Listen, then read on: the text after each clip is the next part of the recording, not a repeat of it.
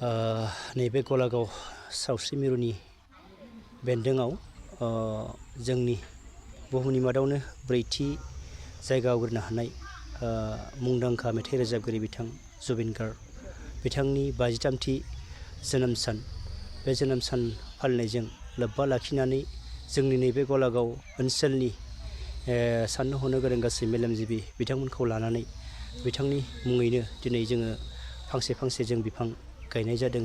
दा बिदिनो जोङो नैबे गलागाव सावस्रि मिरुखौ जौगाखांहोनो थाखाय जोङो जोंनि ओनसोलनि जिखिनि साननो हनो गोरों मेलेमजिबिफोरा गोबां नारा नाथा जुजिबोगासिनो दङ।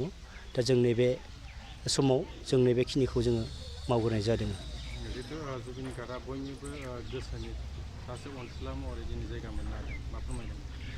नैबे समाव आं बेखौनो फोरमायगोन जे जोंनि मुंदांखा मेथाइ रोजाबगिरि बिथाङा मोनसे समाव जाथि धोरोम हारि बायदिसिना बासियालासे जिखिनि जोंनि बुहुमाव जोनोम जानाय जाथि हारि माहारिनि बयखौबो बोजबनानै लानो हादों, बयनिबो थाखाय आंगो जानो हादों, बयनिबो थाखाय बिथाङा गावबागाव रावारि मेथाइखौ बिथाङा रोजाबनानै मुंदांखा जानो हादों। बेनिखायनो बयनिबो गोसोआव बिथाङा दिनैनि दिनाव जायगा आवग्रिनो हादों। लाइमोनफोरनि गोसो बिथाङा दिनैनि दिनाव हाबना दङ बा बिथाङा सासे मडेल जादों लाइमोनफोरनि गोसो मा फोरमायगोन? आं बेखौनो फोरमायगोन जे बिथाङा ओरैबायदि सासे सुबुंमोन जाय सुबुङा जोंनि गेजेराव लाइमोनफोरखौ गोबां जायगा आवग्रिनो हादों। मानो होनबा बिथाङा लाइमोनफोरनि फारसे माखासे सांग्रांथियारि मेथाइ रोजाबनायजों लोगोसे गोबां जायगायाव गोबां बिहोमा होबोनाय दङ। बेनिखायनो बिथाङा लाइमोनफोरनि फारसे गोबां जायगा आवग्रिनानैबो लानो हादों होननानै आं मिथियो। नोंथांमोना गोब्राब नाजासेयावबो जेरावबो जाफुंसारनो हायाखै नामा? जानांदों नामा गुबुन गुबुन रोखोमनि जेंनाजों मोगा-मोगि? जुदि जेरावबो जाफुंसाराखैब्ला आरो बायदि जेंनाजों मोगा-मोगि जानांदों, अब्ला बेफोरनिफ्राय जेंना बोस्रांनायनि राहाखौ लादो। मायांनिफ्राय सोलोंथाइ लानाय मुंदांखा तान्त्रिक आरबाज कबिराजआ नोंथांमोननि बेफोर जेंनाखौ बोस्रांनानै होगोन।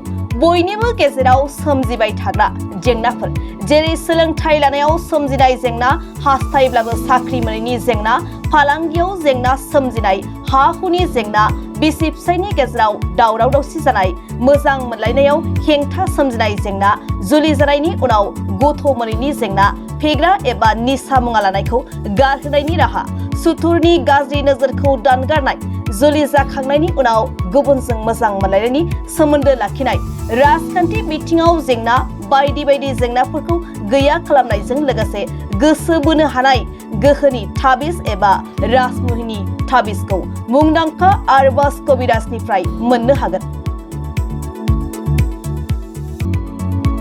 अब्ला मानोथो गोबाव खालामनो? नोंथांनि जेंनाखौ गैया खालामनो थाखाय 7908887945 मबाइल नम्बराव फोनांजाब खालामदो आरो आरबाज कबिराजनिफ्राय सुबुरुन लादो।